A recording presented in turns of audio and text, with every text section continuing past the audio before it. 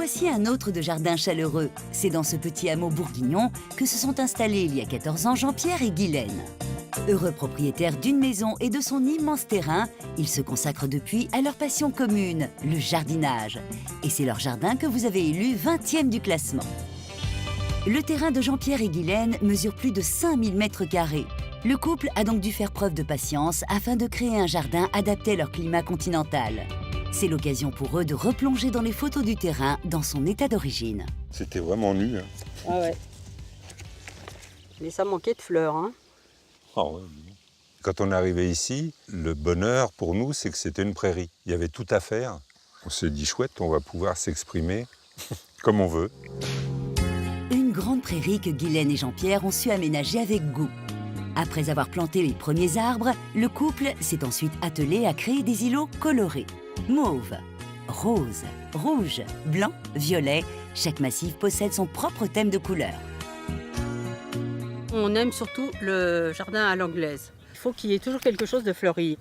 Et toute la saison, on a quelque chose de fleuri. Même l'hiver, on a encore quelques fleurs. Une plante vivace qui pousse très bien dans le sol argileux de Guylaine, c'est l'érigéron. Elle donne de jolies petites fleurs très décoratives en bordure de massif. Ils fleurissent très très longtemps.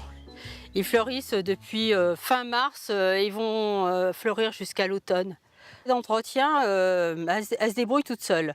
Il faut juste couper les fleurs fanées. C'est une plante facile à vivre, hein. L'érigéron, ou vergerette glauque, s'adapte à tous les sols, sauf ceux trop humides. Il fleurit en mai et juin et a besoin d'un sol bien drainant. Ici, ça serait bien. Dans leur jardin, Guylaine et Jean-Pierre font presque tout ensemble, de vrais inséparables. Ce sont eux qui ont imaginé et dessiné les nombreux massifs qui s'y trouvent. Pour ce faire, nul besoin d'être un paysagiste confirmé. Petite démonstration sur un îlot en cours de finition. Il faut déjà avoir quand même en tête approximativement le dessin du massif. Et après, il suffit d'un tuyau d'arrosage et de piquer. On trace avec le tuyau d'arrosage la forme du massif souhaité. Puis, on place des piquets sur toute sa longueur, fixant ainsi le dessin au sol. Donc après, on enlève le tuyau. On enlève l'herbe et après, il n'y a plus qu'à planter.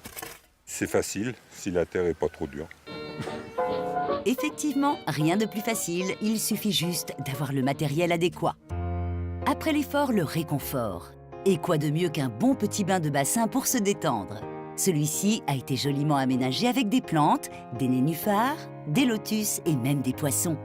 Un bassin d'ailleurs 100% écolo, rempli à l'eau de pluie et qui ne possède aucun filtre mécanique. Ce sont uniquement les myriophiles, les plantes là que l'on voit là, qui filtrent l'eau du bassin. Oxygénantes, ces jolies vivaces sont aussi très proliférantes. Ça pousse énormément. Donc, je suis obligé de nettoyer tous les ans, d'en enlever au moins la moitié dans le bassin. Originaire d'Amérique du Sud, la myriophylle est une plante rustique au feuillage persistant. Flottante, elle peut également se développer sous l'eau. La température idéale pour son bon développement doit être comprise entre 17 et 25 degrés. Alors Jean-Pierre, heureux? C'est un vrai bonheur, quand on tombe pas dedans. Et oui, le bonheur n'est pas que dans le pré, il se trouve aussi dans le jardin de Jean-Pierre et de Guylaine. Brigitte, la sœur de notre jardinière, est une de leurs plus grandes admiratrices. Salut. Bonjour. Ah, qu'est-ce qu'ils sont magnifiques, hein. Ça a grandi depuis l'année dernière. Passionnée de jardin, Brigitte a transmis le virus à sa sœur il y a des années. Un virus dont on ne se remet jamais, paraît-il. On est des dingues de jardin, moi aussi. Mais eux, particulièrement, ils ont vraiment... ils passent leur temps et leur vie ici. Un jardin, c'est complémentaire à se sentir bien. Ici, vous avez vu, on se sent bien quand même. C'est un coin de paradis, en Bourgogne.